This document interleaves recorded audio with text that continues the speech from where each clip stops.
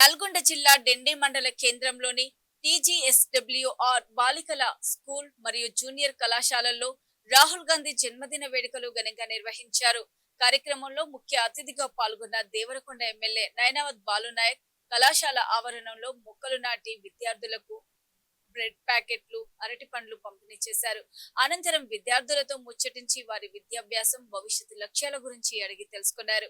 ఈ సందర్భంగా ఎమ్మెల్యే బాలునాయక్ మాట్లాడుతూ రాహుల్ గాంధీ దేశ ప్రజల సంక్షేమం, సామాజిక న్యాయం, యువత అభ్యున్నతి కోసం నిరంతరం కృషి చేస్తున్న నాయకుడని కొనియాడారు.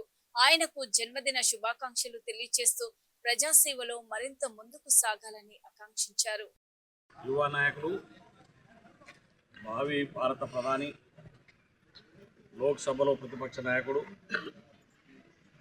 రాహుల్ గాంధీ గారి యొక్క జన్మదినం సందర్భంగా ఈరోజు చెట్టు నాటేటువంటి కార్యక్రమంలో పాల్గొంటున్న ప్రజలందరికీ కూడా పేరు పైన నా హృదయపూర్వమైనటువంటి ధన్యవాదాలు తెలియజేసుకుంటూ, ఈ దేశ ప్రజల కోసం మరి రాహుల్ గాంధీ గారి కుటుంబం అంటే వారి నాయనమ్మ గారు, ఇందిరమ్మ గారు, అదేవిధంగా రాజీవ్ గాంధీ గారు ఈ దేశం కోసం ప్రాణాలు అర్పించినటువంటి కుటుంబం. ఇలా రాహుల్ గాంధీ గారు ఈ దేశ యువకుల్లో ఈ దేశాన్ని ముందుకు నడిపించడంలో వారి పాత్ర మనం చూస్తూ ఉన్నాం. అందుకనే ఈ దేశ ప్రజలందరూ కూడా ఈరోజు రాహుల్ గాంధీ వారి వైపు చూస్తున్నారు.